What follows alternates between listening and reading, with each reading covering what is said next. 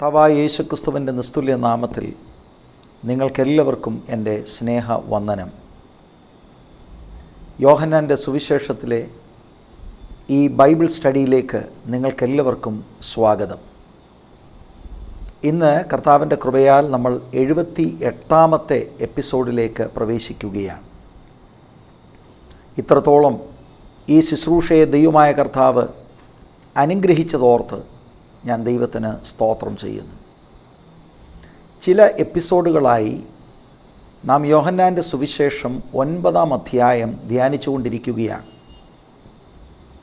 9-ാം അധ്യായത്തിലെ പ്രധാനപ്പെട്ട വിഷയം പിറവിയിലെ കുരുട്ടുകണ്ണ് ഉള്ള ഒരു മനുഷ്യനെ യേശു അത്ഭുതകരമായി സൗഖ്യമാക്കുന്നു. അത് യോഹന്നാൻ്റെ സുവിശേഷത്തിലെ 6ാമത്തെ അത്ഭുതമാണ്. ഈ അത്ഭുതം യോഹന്നാൻ്റെ സുവിശേഷത്തിൽ മാത്രമേ നമ്മൾ കാണുകയുള്ളൂ. മറ്റ് സമവീക്ഷണ സുവിശേഷങ്ങളിൽ എങ്ങും കാണാത്ത ഒരു പ്രത്യേക അത്ഭുതമാണ് നമ്മൾ യോഹന്നാൻ 9-ൽ ധ്യാനിച്ചു കൊണ്ടിരിക്കുന്നത്. ഇന്നത്തെ പാഠത്തിലേക്ക് പ്രവേശിക്കുന്നതിന് മുമ്പ് കഴിഞ്ഞ എപ്പിസോഡുകളിൽ നമ്മൾ ധ്യാനിച്ച വിഷയങ്ങളും യോഹന്നാൻ്റെ സുവിശേഷം 5-ാം അധ്യായം നമ്മൾ ദൈവവചനം ധ്യാനിച്ചപ്പോൾ അവിടെയും നമ്മളൊരു അത്ഭുതം കണ്ടു. 38 വർഷമായി രോഗിയായ ഒരു മനുഷ്യനെ കർത്താവ് ബെഥസ്ത കുളക്കരയിൽ ചെന്ന് സൗഖ്യമാക്കുന്നത്. ഈ രണ്ട് അത്ഭുതങ്ങൾ തമ്മിൽ ധാരാളം സിമിലാരിറ്റീസ് ഉണ്ട്. അത് ആദ്യമായി നിങ്ങളുടെ മുൻപിൽ അത് കൊണ്ടുവരുവാനായി ഞാൻ താല്പര്യപ്പെടുകയാണ്. യോഹന്നാൻ്റെ സുവിശേഷം 5-ാം അധ്യായം 1 മുതൽ 9 വരെയുള്ള വാക്യങ്ങളിൽ കാണുന്ന അത്ഭുതവും യോഹന്നാൻ്റെ സുവിശേഷം 9-ാം അധ്യായം 1 മുതൽ 7 വരെയുള്ള വാക്യങ്ങളിൽ കാണുന്ന ഈ അത്ഭുതവും തമ്മിലുള്ള ഒരു കമ്പാരിസൺ. ഒന്നാമത്, 2 അധ്യായങ്ങളിലും യോഹന്നാൻ പറയുന്ന രോഗികൾ ഇൻക്യൂറബിൾ ഡിസീസുകളുള്ളവരാണ്. മാനുഷികമായി ആർക്കും അവരെ സഹായിക്കുവാൻ കഴിയാത്ത കേസുകളാണ്. അത് രണ്ടും യെരുശലേമിലാണ് നടക്കുന്നതായിട്ട് നമ്മൾക്ക് കാണുവാൻ കഴിയുന്നത്. ഞാൻ മുൻപ് ഓർപ്പിച്ചതുപോലെ ഈ 2 അത്ഭുതങ്ങളും യോഹന്നാൻ്റെ സുവിശേഷത്തിൽ മാത്രം കാണുന്നതാണ്. രണ്ടാമതായി, 2 അത്ഭുതങ്ങളും കർത്താവ് ചെയ്യുന്നത് കുളങ്ങളോട് ബന്ധപ്പെട്ട് കിടക്കുകയാണ്. ബെഥസ്ത കുളക്കരയിൽ കർത്താവ് ചെന്ന് 5-ാം അധ്യായത്തിലെ രോഗിയെ സൗഖ്യമാക്കുന്നു. 9-ാമത്തെ അധ്യായത്തിൽ കുരുട്ടുകണ്ണുള്ളവനോട് അവൻ്റെ കണ്ണിൽ കർത്താവ് ചേറ് പൂശിയിട്ട് അവൻ ശീലോഹാം കുളത്തിൽ പോയി കഴുകുവാൻ പറയുന്നു. അപ്പോൾ 2 അത്ഭുതങ്ങളും കുളങ്ങളുമായി ബന്ധപ്പെട്ട് കിടക്കുന്നതാണ് എന്ന ഒരു കമ്പാരിസൺ നമുക്ക് കാണുവാനായിട്ട് കഴിയും. മൂന്നാമത്, ഈ 2 അത്ഭുതങ്ങളിലും കർത്താവായ യേശുക്രിസ്തുവാണ് ഇനീഷ്യേറ്റീവ് ചെയ്യുന്നത്. ഈ 2 ഇടത്തെയും രോഗികൾ കർത്താവിനെ ഇൻവൈറ്റ് ചെയ്യുന്നില്ല. കർത്താവ് അങ്ങോട്ട് ചെന്ന് അവരെ സൗഖ്യമാക്കുന്നതായിട്ട് നമ്മൾക്ക് കാണുവാനായിട്ട് കഴിയും. നാലാമത്, 2 ഇടങ്ങളിലും അത്ഭുതം നടക്കുന്നത് ശബത്ത് ദിവസമാണ്. ദൈവമക്കൾ ഓർക്കുന്നുണ്ടാവും, 5-ാം അധ്യായം ശബത്ത് ദിവസം കിടക്കയെടുത്ത് അത്ഭുതകരമായി വിടുതൽ പ്രാപിച്ചവൻ ആ നിലയിൽ ചെയ്തതുകൊണ്ടാണ് അവിടെ വലിയൊരു കോൺട്രവേഴ്സി ഉണ്ടാകുവാനായിട്ട് ഇടയായി തീർന്നത്. 9-ാമത്തെ അധ്യായം നമ്മൾ ധ്യാനിച്ചു വരുമ്പോഴും അത് ശബത്ത് ദിവസമാണ് കർത്താവ് ആ സഹോദരനെയും സൗഖ്യമാക്കുന്നതായിട്ട് നമ്മൾ കാണുന്നത്. 5-ാമത്, ഈ 2 അത്ഭുതങ്ങളും ശബത്ത് ദിവസം നടന്നു എന്ന് ഞാൻ പറഞ്ഞു. അതിനെ തുടർന്ന് മതനേതൃത്വവുമായി വലിയ പ്രശ്നമുണ്ടാകുന്നു, വലിയ കോൺട്രവേഴ്സികൾ ഉണ്ടാകുന്നതായിട്ട് നമുക്ക് കാണുവാൻ കഴിയും. ദൈവമക്കൾ ഇതൊന്ന് മനസ്സിലാക്കണം. ഈ 2 ചാപ്റ്റേഴ്സിൽ നടക്കുന്ന യോഹന്നാൻ്റെ സുവിശേഷത്തിൽ മാത്രം എഴുതിയിരിക്കുന്ന ഈ അത്ഭുതങ്ങൾ തമ്മിൽ ഉള്ള ബന്ധമാണ് ഞാൻ നിങ്ങളുടെ മുൻപിൽ കൊണ്ടുവരുന്നത്. ദൈവവചനം പഠിക്കുന്ന ദൈവമക്കൾക്ക് ഇത് തീർച്ചയായിട്ടും അനുഗ്രഹമായി മാറും. ആറാമത് നമുക്ക് കാണുവാൻ കഴിയുന്നത്, സൗഖ്യമായ 2 പേർക്കും കർത്താവായ യേശുക്രിസ്തുവിൻ്റെ ട്രൂ ഐഡൻറ്റിറ്റി അവർക്കറിയത്തില്ലായിരുന്നു. പിറവിയിലെ കുരുട്ടുകണ്ണുള്ള ഈ മനുഷ്യൻ, അദ്ദേഹത്തോട് ആളുകൾ ചോദ്യം ചോദിക്കുമ്പോൾ യേശു എന്ന മനുഷ്യൻ അത്രമേ അദ്ദേഹത്തിന് അറിയത്തുള്ളൂ. 5-ാം അധ്യായത്തിൽ സൗഖ്യമായ മനുഷ്യന് യേശുവിൻ്റെ പേര് പോലും അറിയില്ല. അപ്പോൾ വാസ്തവത്തിൽ സൗഖ്യമാക്കിയതാരാണ് എന്ന്, കർത്താവായ യേശുക്രിസ്തുവിൻ്റെ ട്രൂ ഐഡൻറ്റിറ്റി, വാസ്തവമായി കർത്താവ് ആരാണ് എന്ന് ഇവർക്ക് 2 പേർക്കും അറിയത്തില്ല എന്ന് നമുക്ക് കാണുവാനായിട്ട് കഴിയും. ഏറ്റവും അവസാനം 7-ാമത്തെ പോയിൻ്റായിട്ട് എനിക്ക് നിങ്ങളോട് പറയാനുള്ളത്, ഈ 2 കൂട്ടരെയും കർത്താവായ യേശുക്രിസ്തു പിന്നീട് ചെന്ന് അവരെ കാണുന്നതായിട്ട് നമുക്ക് കാണുവാൻ കഴിയും. 5-ാം അധ്യായത്തിലും ഇവിടെ 9-ാം അധ്യായത്തിൽ നമുക്കത് കാണുവാനായിട്ട് കഴിയും. അത് സൂചിപ്പിക്കുന്നത് അവരുടെ കേവലം ശാരീരിക വിടുതൽ മാത്രമല്ലായിരുന്നു കർത്താവിന് ഉദ്ദേശമുണ്ടായിരുന്നത്. അവരുടെ ആത്മീക ജീവിതത്തെക്കുറിച്ച് കർത്താവ് ശ്രദ്ധിച്ചിരുന്നു എന്ന സൂചനയാണ് നമ്മൾക്ക് അവിടെ നിന്ന് കിട്ടുന്നത്. തുടർന്ന് നമ്മൾ മുന്നോട്ട് പോകുമ്പോൾ രണ്ടാമതായി എനിക്ക് പ്രധാനമായി പറയാനുള്ളത്, ഈ 9-ാം അധ്യായം നമ്മൾ ഇതുവരെ ധ്യാനിച്ചതിൽ നിന്ന് ചില കാര്യങ്ങൾ ഒബ്സർവേഷൻസായി പറയുവാൻ താല്പര്യമുണ്ട്. അതിനുശേഷം ഞാൻ ആഗ്രഹിക്കുന്നത് 35 മുതൽ 41 വരെയുള്ള വാക്യങ്ങൾ ഇന്ന് നമ്മൾ ഒരുമിച്ച് ധ്യാനിച്ച് ഈ 9-ാമത്തെ അധ്യായം പൂർത്തീകരിക്കണമെന്നാണ്. 9-ാം അധ്യായം ഇതുവരെ പഠിച്ചതിനോടുള്ള ബന്ധത്തിലുള്ള ചില ഒബ്സർവേഷൻസിൽ ഒന്നാമതായി എനിക്ക് നിങ്ങളുടെ മുൻപിൽ പറയുവാനുള്ളത്, യേശുക്രിസ്തുവിൻ്റെ പെർസിസ്റ്റൻസ് ശ്രദ്ധേയമാണ്. നമുക്കെല്ലാവർക്കും അറിയാം, യോഹന്നാൻ്റെ സുവിശേഷം 5-ാം അധ്യായത്തിൽ ശബത്ത് ദിവസം കർത്താവായ യേശുക്രിസ്തു 38 വർഷമായ രോഗിയെ സൗഖ്യമാക്കിയത് നിമിത്തം ഭയങ്കര പ്രശ്നമുണ്ടായി. മതനേതൃത്വം വളരെ ശക്തിയോടെ കർത്താവിനെ എതിർക്കുവാൻ തുടങ്ങി. നമ്മൾ ആ 5-ാം അധ്യായത്തിൽ വരുമ്പോൾ ഇങ്ങനെയാണ് അവിടെ നമ്മൾക്ക് കാണുവാനായിട്ട് കഴിയുന്നത്. 16 മുതലുള്ള വാക്യങ്ങൾ, യേശു ശബത്തിൽ അത് ചെയ്തത് കൊണ്ട് യഹൂദന്മാർ അവനെ ഉപദ്രവിച്ചു.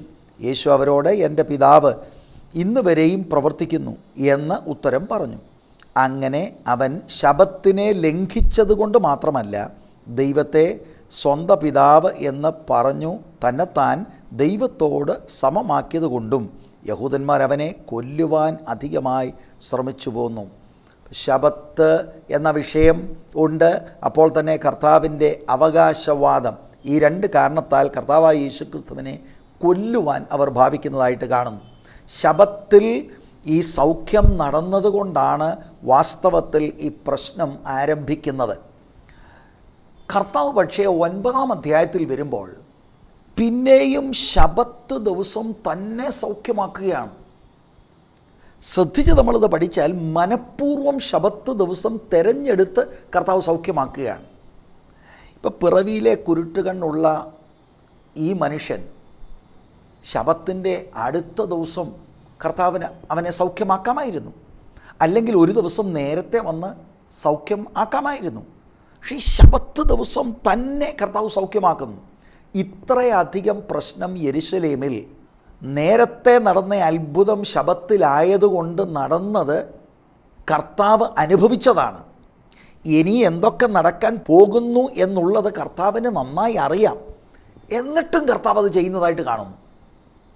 ഇവിടെ നമ്മൾ മനസ്സിലാക്കേണ്ടത്, കർത്താവായ യേശുക്രിസ്തുവിൻ്റെ പ്രസ്താവനയിലൂടെ നമുക്ക് മനസ്സിലാക്കുവാൻ കഴിയുന്നത്, പിതാവാം ദൈവത്തിൻ്റെ ഇഷ്ടം പൂർണ്ണമായി പുത്രനായ യേശു തൻ്റെ ഐഹിക ജീവിതകാലത്ത് ചെയ്തു. ആരെയൊക്കെ ഒഫൻഡ് ചെയ്യേണ്ടി വന്നാലും പിതാവിൻ്റെ ഇഷ്ടം പുത്രൻ ചെയ്തു. അപ്പോൾ ജീസസ് വളരെ പെർസിസ്റ്റൻ്റാണ്. ആരെയും ഭയപ്പെടാതെ പിതാവിനെ സമ്പൂർണ്ണമായി പ്രസാദിപ്പിക്കുവാൻ ദൈവത്തിൻ്റെ പുത്രനായ യേശുവിൻ്റെ ഐഹിക ജീവിതകാലത്ത് അവിടുന്ന് പ്രവർത്തിച്ചു എന്ന് നമുക്ക് കാണുവാൻ കഴിയും. നമ്മൾ ഈ ഒബ്സർവേഷൻ നടത്തുമ്പോൾ ഇതിനകത്തുനിന്ന് നാം ഓരോരുത്തരും ഒരു പാഠം ഉൾക്കൊള്ളേണ്ടത് ആവശ്യമാണ്. നമ്മുടെ വ്യക്തിപരമായ ജീവിതത്തിലും ശുശ്രൂഷയിലും മറ്റ് ആരെ പ്രസാദിപ്പിക്കുന്നതിനേക്കാൾ പിതാവാം ദൈവത്തെ പ്രസാദിപ്പിക്കുവാൻ സമ്പൂർണ്ണ സമർപ്പണം നമുക്ക് ഉണ്ടാകേണ്ടത് ആവശ്യമാണ്. അത് നിമിത്തം ധാരാളം ആളുകൾ ഒഫൻഡഡ് ആകും. പ്രസ്ഥാനങ്ങൾ, മതങ്ങൾ, നേതൃത്വം ഇവർക്കെല്ലാം ബുദ്ധിമുട്ടുണ്ടാകുമെങ്കിലും വളരെ ഫോക്കസ്ഡായി യേശു കർത്താവ് ജീവിക്കുകയും ശുശ്രൂഷിക്കുകയും ചെയ്തതുപോലെ നാം ഓരോരുത്തരും ജീവിക്കേണ്ടതാണ് എന്ന് ഈ വചനത്തിലൂടെ നമ്മൾക്ക് പഠിക്കുവാനായിട്ട് കഴിയും. യോഹന്നാൻ്റെ സുവിശേഷം 6-ാം അധ്യായം 38-ാമത്തെ വാക്യം നമ്മൾ വായിച്ച് ധ്യാനിച്ചിട്ടുള്ളതാണ്. ഞാൻ എൻ്റെ ഇഷ്ടമല്ല, എന്നെ അയച്ചവൻ്റെ ഇഷ്ടമത്രേ ചെയ്യുവാൻ സ്വർഗത്തിൽ നിന്ന് ഇറങ്ങി വന്നിരിക്കുന്നത്. എൻ്റെ കേൾവിക്കാരായ നിങ്ങൾക്കേവർക്കും ഇങ്ങനെയൊരു സമർപ്പണം ഉണ്ടാകട്ടെ എന്ന് ഞാൻ ആത്മാർത്ഥമായി ആഗ്രഹിക്കുകയാണ്, പ്രാർത്ഥിക്കുകയാണ്. രണ്ടാമത്തെ ഒബ്സർവേഷൻ, ഈ 9-ാം അധ്യായത്തിലെ ഒരു പ്രധാന കഥാപാത്രമാണ് പിറവിയിലെ കുരുടനായ മനുഷ്യൻ. കർത്താവ് അവനെ അത്ഭുതകരമായി സൗഖ്യമാക്കുന്നു. അതിനെ തുടർന്ന് വലിയ പ്രശ്നങ്ങളുണ്ടാകുന്നു. ആദ്യം അവൻ്റെ അയൽവക്കക്കാരും നാട്ടുകാരും ഒക്കെ അവനെ ചോദ്യം ചെയ്യുന്നു. അതിനുശേഷം അവനെ പരീശന്മാരുടെ അടുക്കിലേക്ക് കൊണ്ടുപോകുന്നു. പരീശന്മാരാണ് മത നേതൃത്വത്തിലുള്ളവർ. അവരവനെ ചോദ്യം ചെയ്യുന്നു. രണ്ടാമത് അവൻ്റെ മാതാപിതാക്കളെ വിളിച്ച് ചോദ്യം ചെയ്യുന്നു. പിന്നെ അവനെ ഒരു പ്രാവശ്യം കൂടെ വിളിച്ചവർ ചോദ്യം ചെയ്യുന്നു. ഇവിടെയെല്ലാം അവൻ്റെ അസാധാരണ ബോൾഡ്നെസ് നമുക്ക് കാണുവാൻ കഴിയും. ഒരു നിലയിലും ഭയമില്ലാതെ അവൻ സംസാരിക്കുന്നതായിട്ട് നമുക്ക് കാണുവാനായിട്ട് കഴിയും. ദൈവത്തിൻ്റെ വചനം നമ്മൾ പഠിക്കുമ്പോൾ മത്തായിയുടെ സുവിശേഷം 10-ാം അധ്യായത്തിൻ്റെ 28-ാം വാക്യത്തിലും ലൂക്കോസിൻ്റെ സുവിശേഷം 12-ാം അധ്യായം അതിൻ്റെ 4-5 വാക്യം, കഴിഞ്ഞ എപ്പിസോഡിൽ ഞാൻ അതൊന്ന് സൂചിപ്പിച്ചതാണെങ്കിലും അത് നേരിട്ട് വായിക്കുവാൻ താല്പര്യപ്പെടുകയാണ്. എന്നാൽ എൻ്റെ സ്നേഹിതന്മാരായ നിങ്ങളോട് ഞാൻ പറയുന്നു, ദേഹത്തെ കൊന്നിട്ട് പിന്നെ അധികമായി ഒന്നും ചെയ്യുവാൻ കഴിയാത്തവരെ ഭയപ്പെടേണ്ട. ആരെ ഭയപ്പെടണമെന്ന് ഞാൻ നിങ്ങൾക്ക് കാണിച്ചു തരാം. കൊന്നിട്ട് നരകത്തിൽ തള്ളിക്കളയുവാൻ അധികാരമുള്ളവനെ ഭയപ്പെടുവീൻ. അതെ, അവനെ ഭയപ്പെടുവീൻ എന്ന് ഞാൻ നിങ്ങളോട് പറയുന്നു. ഈ പിറവിയിലെ കുരുട്ടുകണ്ണ് ഉണ്ടായി സൗഖ്യമായ മനുഷ്യൻ അവനെ വിളിച്ച് ഭീഷണിപ്പെടുത്തുകയും താക്കീത് ചെയ്യുകയൊക്കെ ചെയ്യുമ്പോഴും ഒരു ഭയവുമില്ലാതെ അവൻ ഇരിക്കുന്നത് നമുക്ക് കാണുവാൻ കഴിയും. കർത്താവായ യേശുക്രിസ്തു ശിഷ്യന്മാരോട് പറഞ്ഞത്, ആരെയും ഭയപ്പെടേണ്ട ആവശ്യമില്ല, ഭയപ്പെടേണ്ടത് ദൈവത്തെയാണ്. ദൈവത്തിനാണ് ഓരോ വ്യക്തികളുടെ മേലും പരമാധികാരമുള്ളത്. ആളുകൾക്ക് ഭീഷണിപ്പെടുത്താം, ഉപദ്രവിക്കാം, ചിലരെ കൊല്ലുകയും ചെയ്യാം. പക്ഷേ മനുഷ്യൻ്റെ ആത്മാവിൻ്റെ മേൽ പരമാധികാരമുള്ളത് ദൈവമാണ്. ആ ദൈവത്തെയാണ് കർത്താവായ യേശുക്രിസ്തുവിനെ പിൻപറ്റുവാൻ ആഗ്രഹിക്കുന്നവർ ഭയപ്പെടേണ്ടത്. മൂന്നാമത്തെ ഒരു ഒബ്സർവേഷൻ, ഈ മനുഷ്യൻ്റെ മറുപടികൾ നിങ്ങൾ ശ്രദ്ധിച്ചാൽ നമുക്കെല്ലാം അറിയാം. അദ്ദേഹത്തിൻ്റെ തൊഴിലെന്ന് പറയുന്നത് ഭിക്ഷയാചിക്കുന്ന തൊഴിലായിരുന്നു. അങ്ങനെയുള്ള ഒരാൾ ഒരു എഡ്യൂക്കേറ്റഡ് ക്ലാസ്സിലാകാൻ സാധ്യതയില്ല. പക്ഷേ ഇദ്ദേഹത്തിൻ്റെ വാക്കുകൾ വളരെ ലോജിക്കലായ വാക്കുകൾ, അസാധാരണമായ ജ്ഞാനത്തോടുകൂടി ഈ വലിയ സ്കോളേഴ്സിന് അദ്ദേഹം മറുപടി പറയുന്നത് നമ്മൾ കഴിഞ്ഞ എപ്പിസോഡുകളിൽ ശ്രദ്ധിച്ചതാണ്. ഇവിടെയും കർത്താവിൻ്റെ ഒരു വാക്ക് നിങ്ങളുടെ മുൻപിൽ കൊണ്ടുവരാൻ ഞാൻ താല്പര്യപ്പെടുകയാണ്. മത്തായിയുടെ സുവിശേഷം 10-ാം അധ്യായം അതിൻ്റെ 17 മുതൽ 20 വരെയുള്ള വാക്യങ്ങൾ ഞാൻ നിങ്ങൾക്ക് വേണ്ടി ഇവിടെ വായിക്കുകയാണ്. മനുഷ്യരെ സൂക്ഷിച്ചുകൊള്ളുവിൻ, അവർ നിങ്ങളെ ന്യായാധിപ സഭകളിൽ ഏൽപ്പിക്കുകയും തങ്ങളുടെ പള്ളികളിൽ വെച്ച് ചമ്മട്ടി കൊണ്ട് അടിക്കുകയും എൻ്റെ നിമിത്തം നാടുവാഴികൾക്കും രാജാക്കന്മാർക്കും മുൻപിൽ കൊണ്ടുപോകുകയും ചെയ്യും. അത് അവർക്കും ജാതികൾക്കും ഒരു സാക്ഷ്യം ആയിരിക്കും. എന്നാൽ നിങ്ങളെ ഏൽപ്പിക്കുമ്പോൾ എങ്ങനെയോ എന്തോ പറയണ്ടു എന്ന് വിചാരപ്പെടേണ്ട. പറയുവാനുള്ളത് ആ നാഴികയിൽ തന്നെ നിങ്ങൾക്ക് ലഭിക്കും. പറയുന്നത് നിങ്ങളല്ല, നിങ്ങളിൽ പറയുന്ന നിങ്ങളുടെ പിതാവിൻ്റെ ആത്മാവത്രേ. ഭയപ്പെടാതെ കർത്താവായ യേശുക്രിസ്തുവിന് വേണ്ടി നിന്നാൽ ക്രോസ് എക്സാമിനേഷൻ ചെയ്യുന്ന ഇടങ്ങളിലും ത്രെട്ടനിങ് ആയിട്ടുള്ള വാക്കുകൾ പറയുന്ന ഇടങ്ങളിലും ഒന്നും നേരത്തെ പ്രിപ്പയർ ചെയ്ത് പോകേണ്ട ആവശ്യമില്ല. വായ തുറക്കുമ്പോൾ സ്വർഗീയ ജ്ഞാനം ദൈവം തരും. നിങ്ങൾക്ക് കാണുവാൻ കഴിയും, മനുഷ്യൻ 30 മുതലുള്ള വാക്യങ്ങളിൽ ഈ നേതൃത്വത്തോട് മറുപടി പറഞ്ഞത് അവരെ സംബന്ധിച്ചോളം ആ ജ്ഞാനത്തോട് കിടപിടിക്കാൻ കഴിയാത്തത് കൊണ്ടാണ് അവരിവനെ പള്ളിയിൽ നിന്ന് പോലും പുറത്താക്കുന്നത്. ഇത് നമ്മൾക്കൊരു മാതൃകയാണ്. അതുകൊണ്ട് ഒരു നേതൃത്വത്തെയോ ആരെയോ ഭയപ്പെടേണ്ട ആവശ്യമില്ല. കർത്താവായ യേശുക്രിസ്തുവിന് വേണ്ടി സ്റ്റെപ്പ് എടുക്കുവാൻ ഇതൊന്നും തടസ്സമല്ല. ഇൻഫാക്റ്റ് ഇങ്ങനെ ധൈര്യത്തോടെ സ്റ്റെപ്പ് എടുക്കുമ്പോൾ വലിയ സൂപ്പർ നാച്ചുറൽ ദൈവ പ്രവർത്തനമാണ് നമ്മളിൽ വെളിപ്പെടുന്നത്. പിതാവിൻ്റെ ആത്മാവ്, പരിശുദ്ധാത്മാവ് നമ്മുടെ വായിൽ വാക്കുകൾ തരികയാണ്. ആ ജ്ഞാനത്തോട്, ആ മറുപടിയോട് എതിരാളികൾക്ക് ഒന്നും പറയാൻ കഴിയാത്ത നിലവാരത്തിലേക്ക് ദൈവം കൊണ്ടുവരും എന്നുള്ളത് ദൈവവചനത്തിലെ സത്യമാണ്. അത് ദൈവത്തിൻ്റെ വാഗ്ദത്തമാണ്.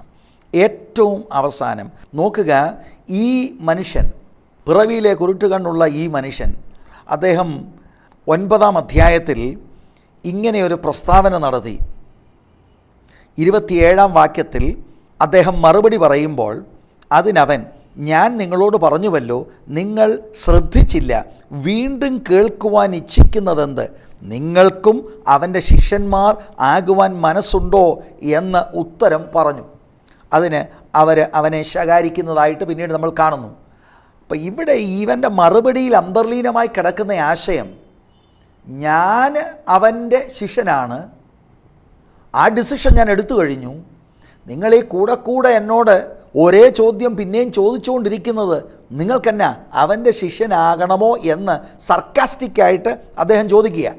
അപ്പോൾ അവനെ സംബന്ധിച്ചോളം അവനൊരു ശിഷ്യൻ ആകാനുള്ള തീരുമാനം എടുത്തു കഴിഞ്ഞു. അപ്പോൾ ഈ 9-ാം അധ്യായത്തിലെ ഒരു ഒബ്സർവേഷൻ എനിക്ക് നിങ്ങളോട് പറയാനുള്ളത്, തീരുമാനമെടുത്ത ശിഷ്യൻ എന്ന നിലയിൽ വാസ്തവത്തിൽ യജമാനനായ ക്രിസ്തു നടന്ന അതേ കാൽപാദം ഈ സൗഖ്യമായ മനുഷ്യനും പിന്തുടരുകയാണ്. നമ്മൾ 8-ാം അധ്യായത്തിൻ്റെ 59-ാം വാക്യത്തിൽ നമ്മൾ വായിച്ചതാണ്, കർത്താവിന് ആലയം വിടേണ്ടി വന്നു. കാരണം ആളുകൾ കല്ലെടുത്ത് അവനെ എറിയുവാൻ തുടങ്ങിയാണ്. എക്സാക്റ്റ് ഇത് തന്നെയാണ് ഇവനും സംഭവിക്കുന്നത്.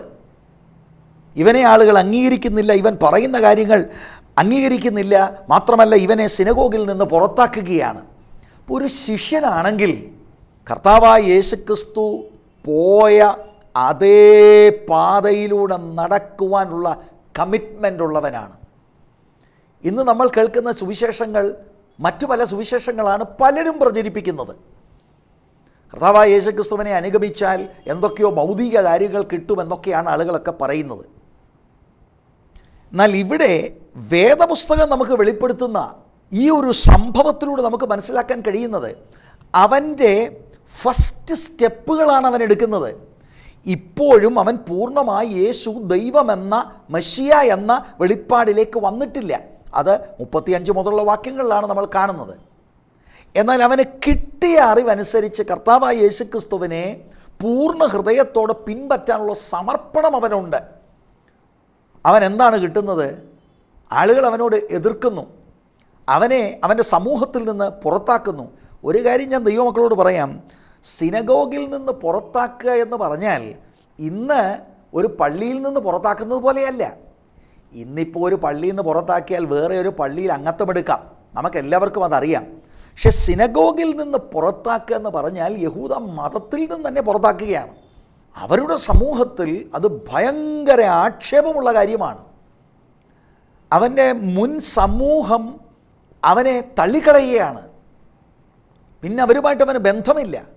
അപ്പം യേശു പോയ പാതയിലൂടെ, കുറച്ചുകൂടെ പറഞ്ഞാൽ ക്രിസ്തുവിൻ്റെ നിന്ന ചുമക്കാൻ ഇവൻ തയ്യാറാണ്. ക്രിസ്തു നിമിത്തം വരുന്ന അപമാനം ഇവൻ സഹിക്കാൻ തയ്യാറാണ്. മാതാപിതാക്കൾ തള്ളിയാൽ അത് പ്രശ്നമല്ല, നാട്ടുകാർ, വീട്ടുകാർ, പള്ളിക്കാർ തള്ളിയാൽ ഇവന് വിഷയമല്ല. തീർച്ചയായിട്ടും ദൈവത്തിൻ്റെ കരം അനുഭവിച്ച ഒരു വ്യക്തിക്ക് ആ സമർപ്പണമാണ് ഉണ്ടാകേണ്ടത്.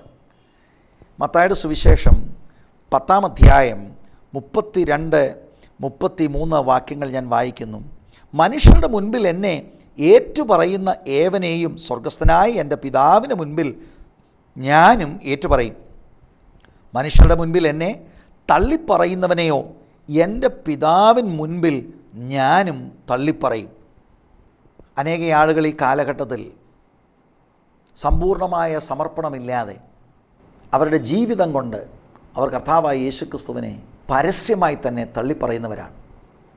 കർത്താവായ യേശുക്രിസ്തുവിൻ്റെ പിൻപേ സമ്പൂർണ്ണ സമർപ്പണത്തോടെ ഒരു ശിഷ്യനായി കടന്നു പോകുമ്പോൾ ഉണ്ടാകാമെന്ന തിക്ത അനുഭവങ്ങളെ മനസ്സിലാക്കി രഹസ്യത്തിൽ കഴിയുന്ന ധാരാളം ആളുകളുണ്ട്. കർത്താവ് അതല്ല ആഗ്രഹിക്കുന്നത്. കർത്താവ് നമ്മളെ വിളിക്കുന്നത് ശിഷ്യത്വത്തിലേക്കാണ്. 8-ാം അധ്യായം നമ്മൾ ധ്യാനിച്ച സമയത്ത് ഞാൻ ആ കാര്യങ്ങൾ വിശദമാക്കിയിരുന്നു. ഈ മനുഷ്യൻ അങ്ങനെ ഒരു സമർപ്പണമുണ്ട്. അറിഞ്ഞ സത്യത്തിനു വേണ്ടി നിൽക്കണം. അതിലവൻ എന്തെല്ലാം പ്രശ്നമുണ്ടെങ്കിലും ഒരു ശിഷ്യൻ ആ പ്രശ്നങ്ങൾ ക്രിസ്തുവിന് വേണ്ടി അനുഭവിക്കുവാൻ സമർപ്പണമുള്ളവനാണ്. അങ്ങനെ പരസ്യമായി കർത്താവായ യേശുക്രിസ്തുവിനെ സാക്ഷീകരിക്കുമ്പോൾ, ഇവിടെ വാസ്തവത്തിൽ അവൻ പബ്ലിക്കായി കർത്താവിൻ്റെ കൂടെ അവൻ ഐഡൻറ്റിഫൈ ആകുകയാണ്. അങ്ങനെ ഐഡൻറ്റിഫൈ ആകുമ്പോൾ വേദപുസ്തകത്തിൽ കർത്താവായ യേശുക്രിസ്തു നമുക്ക് തന്നിരിക്കുന്ന വാഗ്ദത്തം, വരുന്നുണ്ടൊരു ദിവസം അന്ന് പിതാവിൻ്റെ മുൻപിൽ ഞാനും അങ്ങനെയുള്ളവരെ പരസ്യമായി അംഗീകരിക്കും. എത്ര വലിയ വാഗ്ദത്തമാണ്! ഇന്നത്തെ കഷ്ടം സാരമില്ല പ്രിയ സഹോദരീ സഹോദരന്മാരെ. ജലത്തിൽ കർത്താവിനെ സാക്ഷീകരിക്കുവാൻ വിശ്വാസസ്നാനം സ്വീകരിക്കുന്നത്, പരസ്യമായി കർത്താവിനോട് ചേരുന്നത്, കർത്താവിനെ അംഗീകരിക്കുന്നത് നമ്മൾ പരസ്യപ്പെടുത്തുകയാണ്. അതുപോലും ആളുകൾ ഇപ്പോൾ രഹസ്യത്തിലാണ് ചെയ്യുന്നത്. രക്ഷിക്കപ്പെട്ട ദൈവമക്കൾ ഉള്ളിൽ നടന്ന ആത്മീക ക്രിയ പരസ്യപ്പെടുത്തുന്നത് ജലത്തിലിറങ്ങി പിതാവിൻ്റെയും പുത്രൻ്റെയും പരിശുദ്ധാത്മാവിൻ്റെയും നാമത്തിൽ വെള്ളത്തിൽ സ്നാനപ്പെട്ട് കർത്താവിനോട് ചേരുന്നു. അത് വാസ്തവത്തിലൊരു പബ്ലിക് ടെസ്റ്റിമണിയാണ്. അതുപോലും വളരെ രഹസ്യത്തിൽ ആളുകൾ ചെയ്യുന്നുണ്ട്. ആരെയും അങ്ങനെ ഭയപ്പെട്ടിട്ട് കാര്യമില്ല. കർത്താവായ യേശുക്രിസ്തുവിന് വേണ്ടി ഈ തലമുറയിൽ ശക്തമായി നിൽക്കുവാനുള്ള ആഹ്വാനമാണ് 9-ാം അധ്യായത്തിൽ നമ്മൾക്ക് കിട്ടുന്നത്. നമുക്ക് 35 മുതലുള്ള വാക്യങ്ങളിലേക്ക് നമുക്ക് പ്രവേശിക്കാം. എന്നാൽ അതിനു മുമ്പ് കഴിഞ്ഞ ആഴ്ചകളിലെല്ലാം ഞാൻ പറഞ്ഞ 9-ാം അധ്യായത്തിലെ ആ വിഭജനം ഒരു പ്രാവശ്യം കൂടെ നിങ്ങളുടെ മുൻപിൽ കൊണ്ടുവരാൻ താല്പര്യപ്പെടുകയാണ്. 9-ാം അധ്യായത്തിൻ്റെ 1 മുതൽ 7 വരെയുള്ള വാക്യങ്ങളിൽ പിറവിയിലെ കുരുടനായ ഈ മനുഷ്യനെ കർത്താവായ യേശുക്രിസ്തു സൗഖ്യമാക്കുന്നു. 8 മുതൽ 12 വരെയുള്ള വാക്യങ്ങളിൽ അവൻ്റെ അയൽവക്കക്കാരും നാട്ടുകാരും ഈ അത്ഭുതത്തിൽ വിസ്മയിച്ച് അവനെ ചോദ്യം ചെയ്യുന്നതായിട്ട് നമ്മൾക്ക് കാണുവാൻ കഴിയും. 13 മുതൽ 17 വരെയുള്ള വാക്യങ്ങളിൽ അയൽവക്കക്കാരും നാട്ടുകാരും കൂടെ സൗഖ്യമായ ഈ മനുഷ്യനെ പരീശന്മാരുടെ അടുക്കലേക്ക് കൊണ്ടുപോകുന്നു. അവർ അവനെ ചോദ്യം ചെയ്യുന്നു. അവർക്ക് അവൻ്റെ സാക്ഷ്യം തൃപ്തിയല്ലാതെ വന്നതുകൊണ്ട് പിന്നീട് അവൻ്റെ മാതാപിതാക്കളെ വിളിച്ച് ചോദ്യം ചെയ്യുന്നതായിട്ട് നമ്മൾക്ക് കാണുവാൻ കഴിയുന്നു. അത് 18 മുതൽ 23 വരെയുള്ള വാക്യങ്ങളിൽ രേഖപ്പെടുത്തിയിരിക്കുന്നു. 24 മുതൽ 34 വരെയുള്ള വാക്യങ്ങളിൽ രണ്ടാമതും സൗഖ്യമായ മനുഷ്യനെ വിളിച്ച് അവർ ചോദ്യം ചെയ്യുന്നു. അതിൻ്റെ അവസാന ഭാഗത്തിലേക്ക് വരുമ്പോൾ അവൻ പറഞ്ഞ മറുപടി അവർക്ക് ഇഷ്ടപ്പെടാഞ്ഞതുകൊണ്ട് അവനെ പള്ളിയിൽ നിന്ന് പുറത്താക്കുന്നു. 35 മുതൽ 41 വരെയുള്ള വേദഭാഗത്തിലാണ് ആത്മീക അന്ധതയെ കർത്താവ് അത്ഭുതകരമായി സൗഖ്യമാക്കുന്നത് നമ്മൾക്ക് കാണുവാനായിട്ട് കഴിയുന്നത്. ഈ 9-ാം അധ്യായം 34 വരെയുള്ള വാക്യങ്ങൾ ഒരു മെറ്റഫോറായിട്ട് നമ്മൾക്ക് മനസ്സിലാക്കുവാനായിട്ട് കഴിയും. അക്ഷരീക കുരുട്ടുകണ്ണുകളെ തുറന്ന യേശു ആത്മീക അന്ധതയെ മാറ്റുന്നതായി 35 മുതൽ 41 വരെയുള്ള വാക്യങ്ങളിൽ നമ്മൾക്ക് കാണുവാനായിട്ട് കഴിയും. ആ വചനങ്ങളിൽ നമുക്ക് പ്രവേശിക്കാം. 35-ാം വാക്യം, അവനെ പുറത്താക്കി എന്ന് യേശു കേട്ടു. അവനെ കണ്ടപ്പോൾ, നീ ദൈവപുത്രനിൽ വിശ്വസിക്കുന്നുവോ എന്ന് ചോദിച്ചു. അവനെ പുറത്താക്കി എന്ന് യേശു കേട്ടു. യേശു അവനെ കണ്ടപ്പോൾ യേശു അവനോട് ചോദിച്ചു. പള്ളിയിൽ നിന്ന് പുറത്താക്കി യേശു അവനെ തെരഞ്ഞുപോയി അവനെ കണ്ടു. ഇത് യോഹന്നാൻ 5-ാം അധ്യായത്തിലും ഇതുപോലെ നമ്മൾ കണ്ടതാണ്. കിടക്കയെടുത്ത് നടന്നയാൾ അവൻ യേശുവിനെ പിന്നെ അന്വേഷിക്കുന്നില്ല. പക്ഷേ യേശു അവൻ്റെ പിറകെ പോയി അവനെ അന്വേഷിക്കുന്നതായിട്ടും ഇനി മേലാൽ പാപം ചെയ്യരുത് എന്ന ആത്മീക കാര്യം അവനോട് ഉപദേശിക്കുന്നതായിട്ട് നമ്മൾ കാണുവാൻ കഴിയും. ഇതുപോലെ തന്നെ ഈ മനുഷ്യൻ്റെ പിറകെ യേശു പിന്നെ പോകുന്നതായിട്ടാണ് നമ്മളിവിടെ കാണുന്നത്. യേശു സെർച്ച് ചെയ്തതുകൊണ്ടാണ് യേശു അവനെ കണ്ടെത്തിയത്. ഇവിടെ നമ്മൾക്ക് മനസ്സിലാക്കുവാൻ കഴിയുന്ന ഒരു വലിയ ദൂത്, അക്ഷരീക വിടുതലുകളിൽ മാത്രമല്ല യേശു കേന്ദ്രീകരിച്ചത്, അതിനേക്കാൾ വലുത് ആത്മീക വിടുതലാണ്. 34 വാക്യങ്ങൾ നമ്മൾ വായിക്കുകയും ധ്യാനിക്കുകയും ചെയ്തു. അവൻ തീർച്ചയായിട്ടും യേശുവിനെക്കുറിച്ചൊരറിവുണ്ട്. യേശു മനുഷ്യനാണ്, യേശു പ്രവാചകനാണ്, യേശു ദൈവത്തിൻ്റെ അടുക്കൽ നിന്ന് വന്നവനാണ്. ഇതൊക്കെ അവൻ അറിവുണ്ട്. പക്ഷേ യേശുവാണ് മശിയ, യേശു ദൈവമാണ് എന്നുള്ള ആത്മീക സത്യം അവൻ ഇതുവരെ അറിയത്തില്ല. ഭൗതികമായ അക്ഷരീക വിടുതൽ അവന് കൊടുത്തു കർത്താവ്. പക്ഷേ അതുകൊണ്ട് കർത്താവിൻ്റെ ശുശ്രൂഷ പൂർണ്ണമാകുന്നില്ല. അതിനേക്കാൾ വലുതാണ് അവൻ്റെ ആത്മീക അന്ധത മാറുന്നത്. അതിനുവേണ്ടിയാണ് കർത്താവ് പിന്നീട് അവനെ തിരഞ്ഞ് പോകുന്നത്. കർത്താവായ യേശുക്രിസ്തു ഈ ലോകത്തിൽ വന്ന അതിനാണ്, നഷ്ടപ്പെട്ടു പോയതിനെ തിരഞ്ഞു രക്ഷിപ്പാൻ. അങ്ങനെയാണ് ലൂക്കോസിൻ്റെ സുവിശേഷം 19-ാം അധ്യായത്തിൻ്റെ 10-ാം വചനത്തിൽ നമ്മൾ വായിക്കുന്നത്. അവനെ പുറത്താക്കി എന്ന് യേശു കേട്ടു. അവനെ കണ്ടപ്പോൾ, നീ ദൈവപുത്രനിൽ വിശ്വസിക്കുന്നുവോ എന്ന് ചോദിച്ചു. മലയാളത്തിൽ ദൈവപുത്രനിൽ എന്ന പ്രയോഗമാണ്. എന്നാൽ ഏറ്റവും പഴയ മാനുസ്ക്രിപ്റ്റുകളിലും ഇതിൻ്റെ ഒറിജിനൽ ഭാഷ നമ്മൾ ശ്രദ്ധിക്കുമ്പോൾ അവിടെ മനുഷ്യപുത്രൻ എന്ന പ്രയോഗമാണ്. അത് വളരെ ശ്രദ്ധേയമായൊരു വാക്കാണ്. യേശു അവനോട് ചോദിക്കുകയാണ്, നീ മനുഷ്യപുത്രനിൽ വിശ്വസിക്കുന്നുവോ? ഇവിടെ ദൈവമക്കൾ ഒരു കാര്യം നോട്ട് ചെയ്യണം. ദൈവമാണ് രക്ഷണ്യ പ്രവൃത്തി ഇനീഷ്യേറ്റ് ചെയ്യുന്നത്.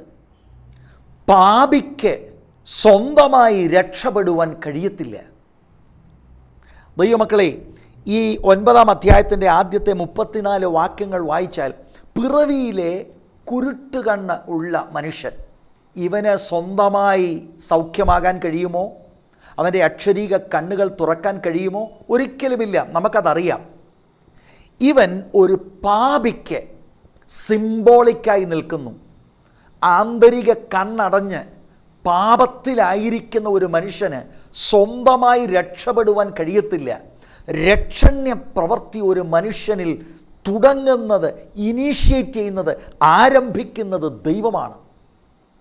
അതുകൊണ്ടാണ് ദൈവത്തിൻ്റെ പുത്രനായ യേശുക്രിസ്തു ഇവനെ തെരഞ്ഞ് ഇവനെ കണ്ടപ്പോൾ ആ രക്ഷണ്യ പ്രോസസ്, സാൽവേഷൻ്റെ പ്രോസസ് ഇനീഷ്യേറ്റ് ചെയ്യുക. മനുഷ്യപുത്രനിൽ നീ വിശ്വസിക്കുന്നുവോ? ഞാൻ പറഞ്ഞു, മനുഷ്യപുത്രൻ എന്നുള്ള ആ പ്രയോഗം, സൺ ഓഫ് മാൻ, അതാണ് മൂലഭാഷയിൽ നമ്മൾ കാണുന്നത്. അത് വളരെ അർത്ഥവത്തായിട്ടാണ് നമ്മൾക്ക് കാണുവാനായിട്ടും മനസ്സിലാക്കുവാനായിട്ടുമായി കഴിയുന്നത്. ഏതാണ്ട് 13ഓളം തവണ മനുഷ്യപുത്രൻ എന്ന പ്രയോഗം ഈ സുവിശേഷത്തിൽ തന്നെ നമ്മൾക്ക് കാണുവാനായിട്ട് കഴിയും.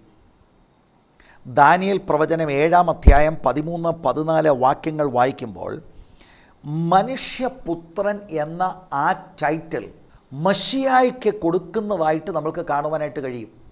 ആ വേദഭാഗം നമ്മളൊന്ന് വായിക്കുന്നത് നന്നായിരിക്കും.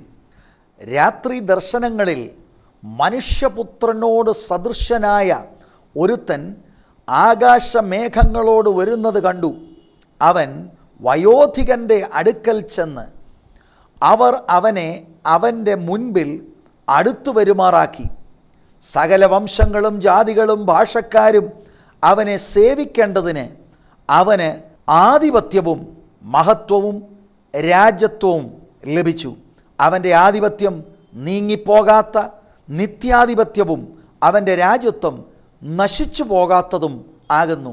കർത്താവായ യേശുക്രിസ്തുവിനെക്കുറിച്ചുള്ള ഒരു പ്രാവചനിക വാക്യങ്ങളാണ് ഞാൻ ദാനിയേൽ പ്രവചനം 7-ാം അധ്യായം 13-14 വാക്യങ്ങളിൽ വായിച്ചത്.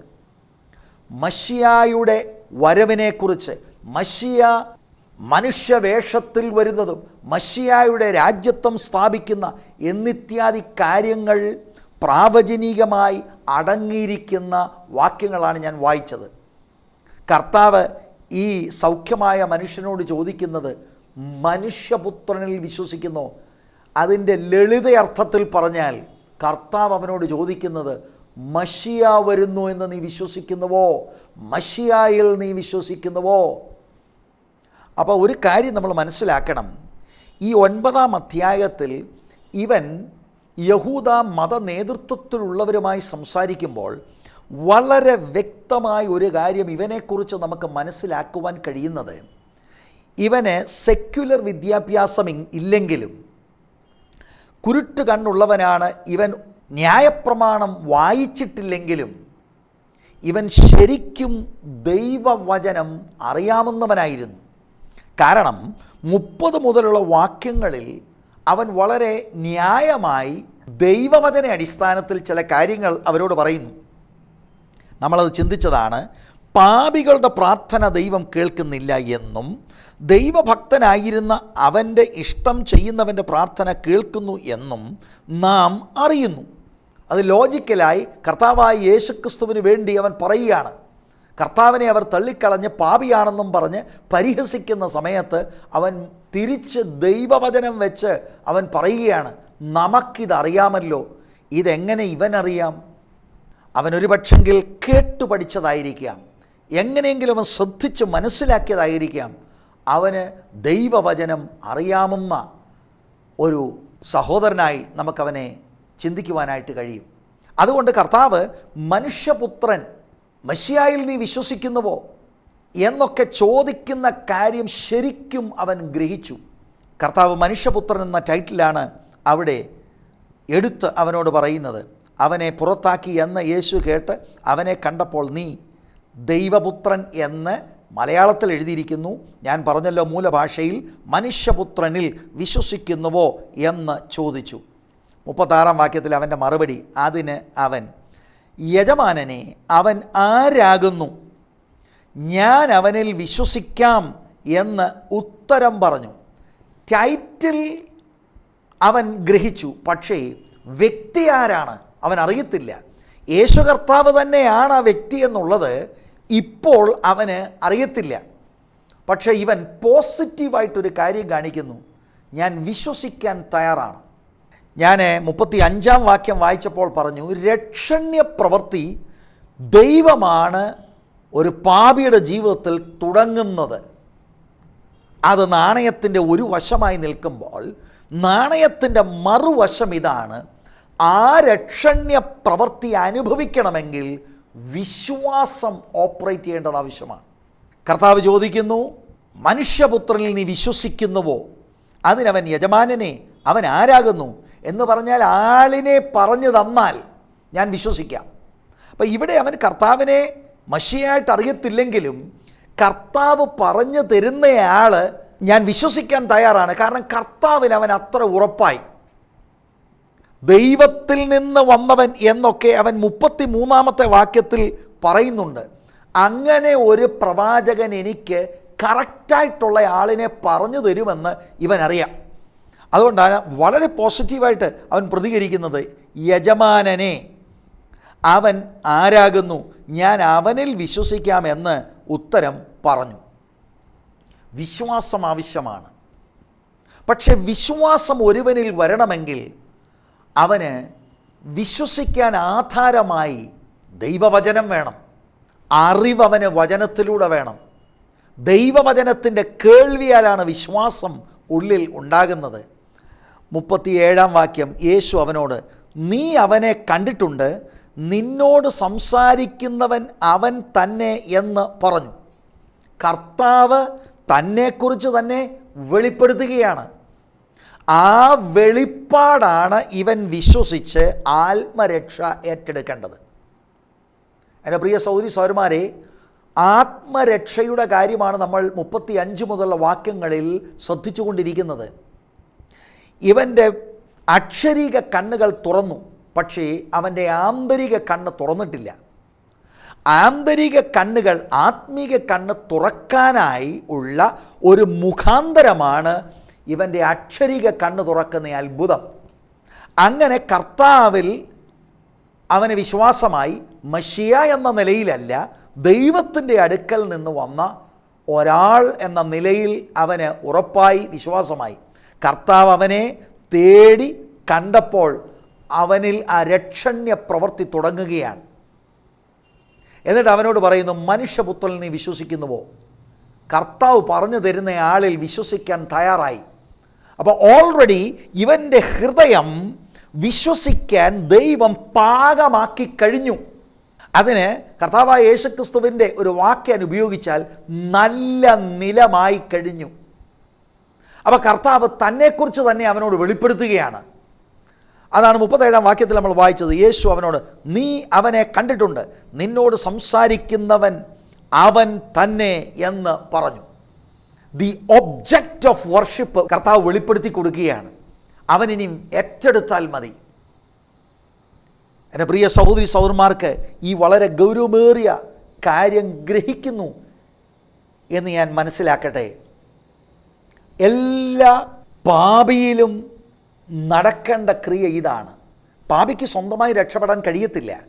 ദൈവം ആ രക്ഷണ്യ പ്രോസസ് ഇനിഷ്യേറ്റ് ചെയ്യുമ്പോൾ ദൈവം അവന് ആരെയാണ് രക്ഷിതാവായി സ്വീകരിക്കേണ്ടത്, ആരിലൂടെയാണ് ആത്മരക്ഷ എന്ന കാര്യം വെളിപ്പെടുത്തുമ്പോൾ അത് പ്രധാനമായി ദൈവവചനത്തിലൂടെയാണ് വെളിപ്പെടുത്തുന്നത്. ഇവനും അങ്ങനെ തന്നെയാണ് വെളിപ്പെടുത്തുന്നത്. ആ സമയത്ത് പാപി യേശുവിനെ രക്ഷിതാവും കർത്താവുമായി വിശ്വസിക്കുവാൻ തയ്യാറാണെങ്കിൽ അകക്കണ്ണ് തുറക്കുകയാണ്. ഇവിടെ കർത്താവ് ഇത് പറഞ്ഞു കഴിഞ്ഞപ്പോൾ 38-ാം വാക്യത്തിൽ, ഉടനെ അവൻ കർത്താവേ ഞാൻ വിശ്വസിക്കുന്നു എന്ന് പറഞ്ഞ് അവനെ നമസ്കരിച്ചു. 36-ാം വാക്യത്തിൽ യജമാനനെ എന്ന വിളിയും 38-ൽ കർത്താവേ എന്ന വിളിയും. ലോർഡ് രണ്ടിടത്തും ഒരേ വാക്കാണ്. പക്ഷേ 36-ൽ അവൻ യജമാനനെ എന്ന് വിളിക്കുമ്പോൾ എൻ്റെ റെസ്പെക്റ്റിന് യോഗ്യനായ ഒരുവൻ എന്ന അർത്ഥത്തിൽ മാത്രമാണ്. എന്നാൽ 38-ൽ കർത്താവേ എന്ന് അതേ പ്രയോഗം അവൻ വിളിക്കുമ്പോൾ അത് കേവലം റെസ്പെക്റ്റ് മാത്രമല്ല, ആരാധനയ്ക്ക് യോഗ്യനായവനായി കർത്താവായ യേശുക്രിസ്തുവിനെ മനസ്സിലാക്കിക്കൊണ്ട് അവൻ വിളിക്കുകയാണ്. കർത്താവേ ഞാൻ വിശ്വസിക്കുന്നു എന്ന് പറഞ്ഞ് അവനെ നമസ്കരിച്ചു. ദൈവം സാൽവേഷൻ്റെ പ്രോസസ്സ് ഇനിഷ്യേറ്റ് ചെയ്യുന്നു. ഹൃദയക്കണ്ണ് ദൈവവചനത്താൽ തുറന്ന് യേശുവിൽ വിശ്വസിക്കുന്നു. ഇതിൻ്റെ റിസൾട്ട് എന്താണ്? He becomes A worshipper. അവൻ ആരാധിക്കുന്നവനായി മാറുന്നു. അവനെ സംബന്ധിച്ചിടത്തോളം ഇവിടെ വർഷിപ്പ് ലീഡറൊന്നും വേണ്ട. കൈ പൊക്കി ഹല്ലേലൂയ പറയാനും കൈ അടിച്ച് പറയാനും കൈ കൊടുത്തു പറയാനും ആളുകളാരും പ്രോത്സാഹിപ്പിക്കണ്ട. അകത്ത് വെളിപ്പാട് വന്നവൻ ഓട്ടോമാറ്റിക്കായി he will become a worshipper of the Lord Jesus. പ്രൊസ്കുനിയോ എന്ന പ്രയോഗമാണ്. യോഹന്നാൻ്റെ സുവിശേഷത്തിൽ ഇത് ആവർത്തിച്ച് പറഞ്ഞിട്ടുണ്ട്.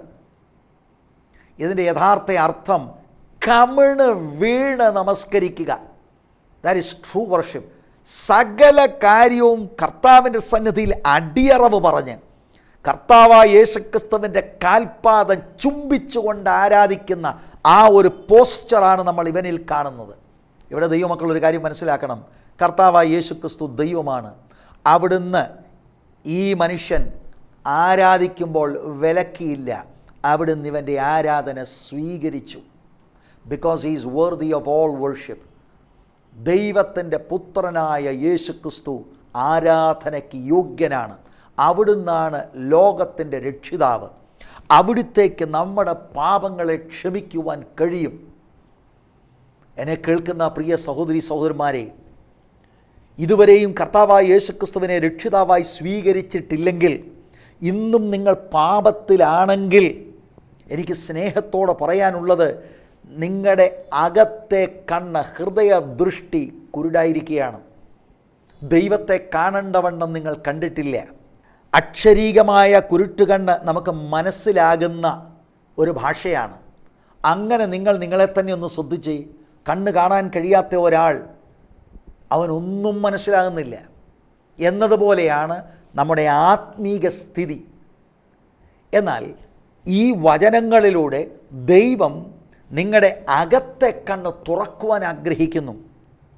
പുറത്ത് കർത്താവ് ഒരത്ഭുതം ചെയ്ത് ഇവനെ സൗഖ്യമാക്കിയതുപോലെ തന്നെ ഇവൻ്റെ ആന്തരിക കണ്ണുകൾ തുറന്നപ്പോഴാണ് യേശുവിനെ കർത്താവേ എന്ന് വിളിക്കുന്നത്. നേരത്തെ യേശു എന്ന മനുഷ്യനെന്ന് പറഞ്ഞിട്ടുണ്ട്, യേശു പ്രവാചകനാണെന്ന് പറഞ്ഞിട്ടുണ്ട്, യേശു ദൈവത്തിൻ്റെ അടുക്കൽ നിന്ന് വന്നവനെന്ന് പറഞ്ഞിട്ടുണ്ട്, യജമാനനെ എന്ന് പറഞ്ഞിട്ടുണ്ട്. ഇപ്പോൾ അകക്കണ്ണ് തുറന്നു കഴിഞ്ഞപ്പോൾ അവൻ പറയുകയാണ്, യു ആർ മൈ ലോഡ്. യേശുവിനെ കർത്താവേ എന്ന് വിളിച്ച് കമിണ് വീണ് കർത്താവിൻ്റെ കാൽപാദം ചുംബിച്ച് കർത്താവായ യേശുക്രിസ്തുവിനെ ആരാധിക്കുക. ആരുടെ മുൻപിലാണെന്നറിയാമോ? പരീശന്മാരുടെ മുൻപിൽ. വളരെ രസകരമായി നമുക്ക് തോന്നും.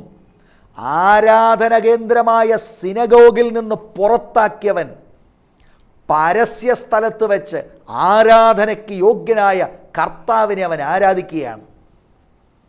നിന്നെ ഇവിടെ ആരാധിക്കാൻ കൊള്ളത്തില്ലെന്നും പറഞ്ഞ് പുറത്താക്കിയതാണ്. പക്ഷേ അവന് കണ്ടുകിട്ടിയത് ആരാധനയ്ക്ക് യോഗ്യനായ ക്രിസ്തുവിനെയാണ്. എത്ര വലിയ അത്ഭുതമാണ് അവൻ്റെ ജീവിതത്തിൽ കർത്താവ് ചെയ്തത്. ആ പ്രോസസ്സ് തുടങ്ങുന്നത് കർത്താവാണ്. എന്നിട്ട് 39 മുതലുള്ള വാക്യങ്ങളിൽ കർത്താവ് ഒരു ചെറിയ മെസ്സേജ് പറയുന്നു. കാരണം 40-ാം വാക്യത്തിൽ അവനോടുകൂടെയുള്ള ചില പരീശന്മാർ ഇത് കേട്ടിട്ട് ഞങ്ങളും കുരുടരോ എന്ന് ചോദിച്ചു. അപ്പോൾ പരീശന്മാർ അവിടെ ഉണ്ട്. പരീശന്മാർ കർത്താവിനെ ഇങ്ങനെ സ്ക്രൂട്ടിനൈസ് ചെയ്ത് ഒബ്സർവ് ചെയ്തുകൊണ്ടേ ഇരിക്കും. എന്തെങ്കിലും വാക്കിലോ പ്രവൃത്തിയിലോ എവിടെങ്കിലും ഏതെങ്കിലും ഒരു കാര്യം അവർക്ക് വിമർശിക്കാനോ പിടിക്കാനോ ഉണ്ടോ എന്നവരിങ്ങനെ ശ്രദ്ധിച്ചുകൊണ്ടിരിക്കും. അപ്പം ഇവൻ വാസ്തവത്തിൽ കർത്താവിനെ ആരാധിക്കുന്നത് പരസ്യമായിട്ടാണ്. എൻ്റെ പ്രിയ സഹോദരി സഹോദരന്മാരെ, ആരാധിക്കാൻ പള്ളി വേണ്ട, ഹോള് വേണ്ട, എങ്ങും വേണ്ട, ഏത് സ്ഥലത്തും കർത്താവായ യേശുക്രിസ്തുവിനെ ആരാധിക്കുവാൻ കഴിയും. കർത്താവായ യേശുക്രിസ്തുവിനെ മാത്രമാണ് ആരാധിക്കേണ്ടത്. വെളിപ്പാട് ലഭിച്ചവനെ ആരാധിക്കുവാൻ കഴിയുകയുള്ളൂ. പാപക്ഷമ കിട്ടിയവനാണ് ആരാധിക്കേണ്ടത്. അല്ലാത്തവൻ മതപരമായ ചടങ്ങായി മാത്രം ചെയ്യും.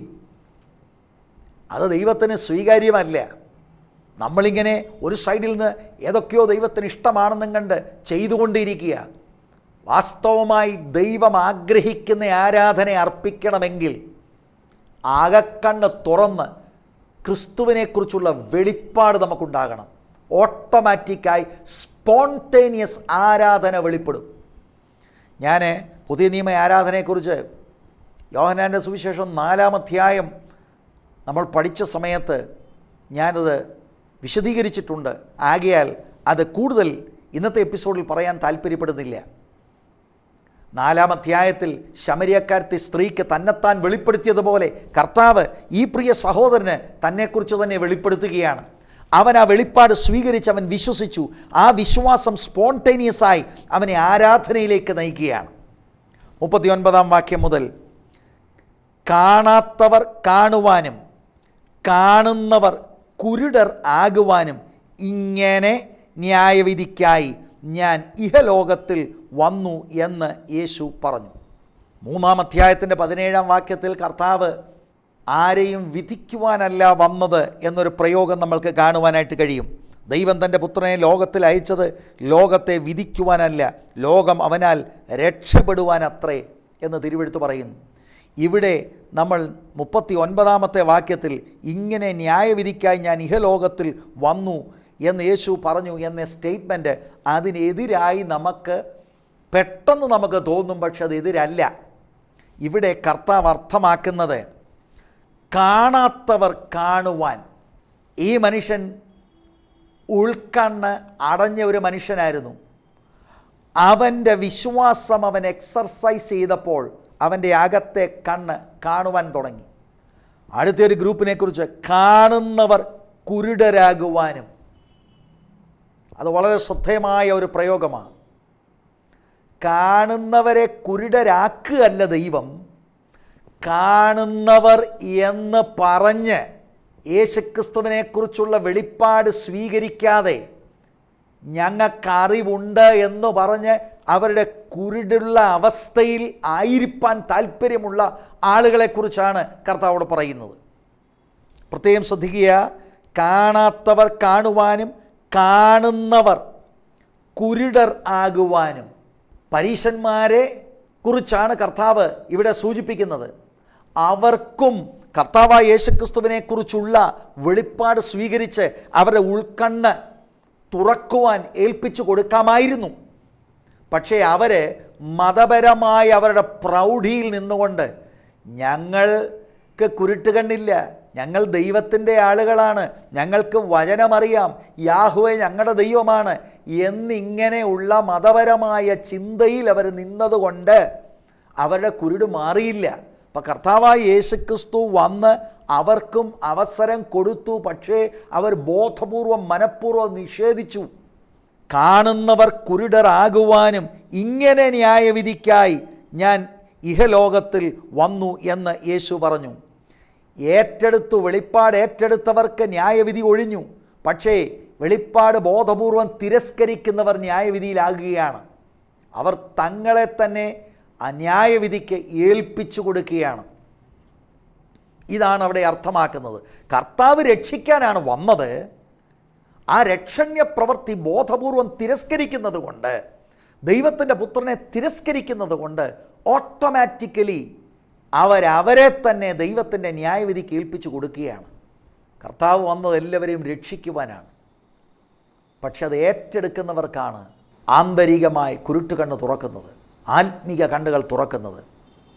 അവസരങ്ങൾ ലഭിച്ചിട്ടും വിശ്വാസത്താൽ കർത്താവായ യേശുക്രിസ്തുവിനെ ഏറ്റെടുക്കാതിരിക്കുന്നവർ അവർ പിന്നെയും കുരുട്ടായി തുടരുകയാണ്, പാപത്തിൽ തന്നെ തുടരുകയാണ്. അവർക്ക് പിന്നീട് വലിയ ന്യായവിധി ഉണ്ടാകുന്നു. ഇതാണ് നമ്മൾ 39-ാം വാക്യത്തിൽ കാണുന്നത്. 40-ൽ അവനോടുകൂടിയുള്ള ചില പരീശന്മാർ ഇത് കേട്ടിട്ട് ഞങ്ങളും കുരുടരോ എന്ന് ചോദിച്ചു. മറുപടി അവർ പ്രതീക്ഷിച്ചത് അല്ല, നിങ്ങൾ കുരുടരല്ല എന്നതാണ് യേശുവിൽ നിന്ന് അവർ പ്രതീക്ഷിക്കുന്നത്. കാരണം അവർ കുരുടരാണ്, ആത്മീക കുരുട്ടുകണ്ണുള്ളവരാണെന്ന് അവർ ഒരിക്കൽ പോലും ചിന്തിക്കുന്നില്ല. ഒരു യഹൂദനും അങ്ങനെ ചിന്തിക്കുന്നില്ല. ദൈവം അവർക്ക് കൊടുത്ത പ്രിവിലേജസ് അത്രമാത്രമാണ്. പക്ഷേ യേശു 41-ൽ പറയുന്നത്, യേശു അവരോട് നിങ്ങൾ കുരുടരായിരുന്നെങ്കിൽ നിങ്ങൾക്ക് പാപം ഇല്ലായിരുന്നു. അർത്ഥമെന്താണ്? കുരുടരായിരുന്നെങ്കിൽ, കുരുടരാണെന്ന് നിങ്ങൾ സമ്മതിച്ച് രക്ഷണ്യ പ്രവൃത്തി ഏറ്റെടുത്തിരുന്നെങ്കിൽ നിങ്ങൾക്ക് പാപമില്ലായിരുന്നു. അതാണ് ആ 41-ൻ്റെ 1-ാം ഭാഗത്തിൽ നമ്മൾ കാണുന്നത്. യേശു അവരോട് നിങ്ങൾ കുരുടർ ആയിരുന്നു എങ്കിൽ എന്ന് പറഞ്ഞാൽ അവർ കുരുടരാണ്. അവരത് സമ്മതിച്ചതായിരുന്നെങ്കിൽ നിങ്ങൾക്ക് പാപം ഇല്ലായിരുന്നു. എന്നാൽ ഞങ്ങൾ കാണുന്നു എന്ന് നിങ്ങൾ പറയുന്നത് കൊണ്ട് നിങ്ങളുടെ പാപം നിലനിൽക്കുന്നു എന്ന് പറഞ്ഞു. കുരുടായിരിക്കുമ്പോൾ തന്നെ ഞങ്ങൾക്കെല്ലാം അറിയാം എന്ന ഭാവത്തിലവരായിരിക്കുന്നു. അതുകൊണ്ട് അവരുടെ പാപം നിലനിൽക്കുന്നു, അവർക്ക് ന്യായവിധി ഉണ്ടാകും.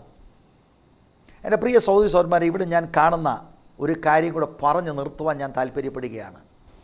കർത്താവായ യേശുക്രിസ്തു ഗിരിപ്രഭാഷണത്തിൽ മത്തായിയുടെ സുവിശേഷം 5-ാം അധ്യായം 3-ാം വാക്യത്തിൽ ദൈവരാജ്യത്തിൻ്റെ ഒരു താക്കോൽ അവിടെ പറയുന്നുണ്ട്. ആത്മാവിൽ ദരിദ്രരായവർ ഭാഗ്യവാന്മാർ, സ്വർഗരാജ്യം അവർക്കുള്ളത്. ഇതാണ് ഞാൻ ഇവിടെ കാണുന്നത്. അക്ഷരീകമായ ദാരിദ്ര്യമുണ്ടായിരുന്ന പിറവിയിലെ കുരുട്ടുകണ്ണുള്ള മനുഷ്യന് ആത്മീക ദാരിദ്ര്യം അവൻ പ്രകടിപ്പിച്ചു. കർത്താവെ പറഞ്ഞു തന്നാൽ മതി, ഞാൻ വിശ്വസിക്കാം. സ്വയനീതി അവനില്ല. അവന് മതപരമായി പൊങ്ങച്ചങ്ങൾ പറയാനായിട്ട് അവനൊന്നുമില്ല. He was a beggar in the spirit. അവൻ ആത്മാവിലും ഒരു യാചകനായിരുന്നു. അവിടുന്ന് വെളിപ്പെടുത്തിയാൽ ഞാനത് വിശ്വസിക്കാം. മറിച്ച് പരീശന്മാർ ആത്മാവിൽ സമ്പന്നരാ. അങ്ങനെയുള്ളവർക്കല്ല ദൈവരാജ്യം. ജ്ഞാനികൾക്കും വിവേകികൾക്കും മറച്ചുവെക്കും ദൈവം. ശിശുക്കൾ, താഴ്മയുള്ളവർ, ആത്മാവിൽ ദരിദ്രർക്കാണ് ദൈവം വെളിപ്പെടുത്തി കൊടുക്കുന്നത്. ഇവിടെ ഞാനിത് രണ്ടും കാണുന്നു. അക്ഷരീകമായ കുരുട്ടുണ്ട്, അവനത് സൗഖ്യമായി. അവൻ ആ മിറക്കിളിലൂടെ യേശുവിനെ അവൻ അംഗീകരിച്ചു.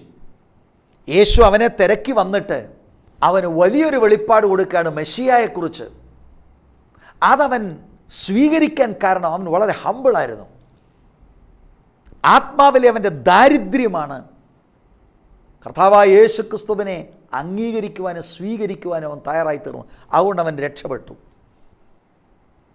ആരാധിക്കേണ്ടവനെ അവൻ ആരാധിക്കുവാനായിട്ട് തുടങ്ങി. പക്ഷെ പരീശന്മാരോ എല്ലാം തികഞ്ഞവരായി, എല്ലാം അറിയാം, ഇതിനപ്പുറത്തിനി ഒന്നുമില്ല എന്ന മട്ടിലും ഭാവത്തിലും ഇരിക്കുന്നവർ അവരാത്മീകമായി സമ്പന്നരാണ്. അവർക്കല്ല ദൈവത്തിൻ്റെ രാജ്യം. ദൈവരാജ്യം it is for beggars in the spirit, for the poor in spirit. അവിടെ പൂവർ ഇൻ സ്പിരിറ്റ് എന്ന് ശരിക്കും നമ്മളതിനെ മനസ്സിലാക്കിയാൽ, ഒരു യാചകൻ, ഭിക്ഷ യാചിക്കുന്നവൻ മറ്റുള്ളവരിൽ ആശ്രയിക്കുന്നത് പോലെ, സ്വയമായി എനിക്കൊരു നീതിയുമില്ല, ദൈവത്തിൽ നീതിക്കായി സമ്പൂർണ്ണമായി ആശ്രയിക്കുന്ന ആ ഒരു പിക്ചറാണ് ആത്മാവിലെ ദരിദ്രന് നമ്മൾ കാണുന്നത്. അതാണ് നമ്മൾ മനസ്സിലാക്കുന്നത്. എൻ്റെ പ്രിയ സഹോദരി സഹോദരന്മാരെ, 9-ാമത്തെ ഈ അധ്യായം നമ്മൾ പൂർത്തീകരിക്കുമ്പോൾ 35 മുതൽ 41 വരെയുള്ള ആ വാക്യങ്ങൾ ശരിക്കും ഒരു രക്ഷണ്യ പ്രോസസ്സ് നടക്കുന്നത് മെറ്റഫോറിക്കലായിട്ട് നമുക്ക് മനസ്സിലാക്കാൻ കഴിയും. അന്ധത പിടിച്ച മനുഷ്യൻ സ്വന്തമായി അവൻ്റെ കുരുട്ടുകണ്ണ് തുറക്കാൻ കഴിയാത്തതുപോലെ ആത്മീകമായ അന്ധത പിടിച്ചവരെ ദൈവം ഇനീഷ്യേറ്റ് ചെയ്ത് അവരുടെ അകത്തൊരു മിറക്കിൾ ചെയ്യുവാൻ ആഗ്രഹിക്കുന്നു. കർത്താവ് അവൻ്റെ കണ്ണിൽ ചേറുപൂശി അവനെ ശീലോഹം കുളത്തിൽ കഴുകുവാൻ അയച്ചു. അവൻ താഴ്മയോടെ അതനുസരിച്ചതുപോലെ കർത്താവായ യേശുക്രിസ്തുവിൻ്റെ വചനം ഇവൻ ഏറ്റെടുത്തനുസരിക്കാൻ തയ്യാറായപ്പോൾ അവൻ്റെ അകത്തെ കണ്ണ് തുറന്നു. പരീശന്മാർക്ക് അത് അവർക്കൊരിക്കലും ചിന്തിക്കാൻ കഴിയാത്തതായിരുന്നു. അതുകൊണ്ട് കർത്താവ് അവരോട് പറയുന്നത്, നിങ്ങളുടെ പാപം നിൽക്കുന്നു. ഇവിടെ ഈ എപ്പിസോഡ് അവസാനിപ്പിക്കുമ്പോൾ ഞാൻ നിങ്ങളോട് ചോദിക്കട്ടെ, നിങ്ങളുടെ ആത്മീക കണ്ടീഷൻ എങ്ങനെയാണ്? പരീശന്മാർക്ക് പറയാനുള്ള സാക്ഷ്യം, ഞങ്ങൾ പാപത്തിൽ ജനിച്ചവരല്ല, കാരണം ഞങ്ങൾക്ക് അംഗവൈകല്യം ഞങ്ങൾക്കില്ല. ഇവൻ പാപത്തിൽ ജനിച്ചവനാണ്, കണ്ടോ, ഇവൻ അംഗവൈകല്യമുള്ളവനായി ജനിച്ചത്. ഇങ്ങനെയുള്ള ഒരുപാട് കാര്യങ്ങളാണ് അവർക്ക് പറയാനുള്ളത്. അവർക്ക് പാപമുണ്ട് എന്ന ബോധ്യം വന്നിരുന്നെങ്കിൽ ഒരു രക്ഷകൻ്റെ ആവശ്യകത അവർക്ക് മനസ്സിലായിനെ. എന്നാൽ ഈ സൗഖ്യമായ മനുഷ്യന് ഇതൊന്നുമില്ല. അവൻ്റെ അകത്തെ ആവശ്യകതയെക്കുറിച്ച് അവന് ബോധ്യമായി. ഇതുപോലെ എൻ്റെ കേൾവിക്കാരായ നിങ്ങളോട് ഞാൻ ചോദിക്കട്ടെ, ഒരു രക്ഷകൻ്റെ ആവശ്യകതയെക്കുറിച്ച് നിങ്ങൾക്ക് ബോധ്യമായിട്ടുണ്ടോ? മാനവകുലത്തിൽ പിറന്ന സകല ആളുകളും പാപികളാണ്. ദൈവത്തിൽ നിന്ന് അവർ അകന്നവരാണ്. രക്ഷപ്പെടുവാൻ സ്വയമേ കഴിയില്ല, മത ആചാരങ്ങൾ കൊണ്ട് കഴിയില്ല.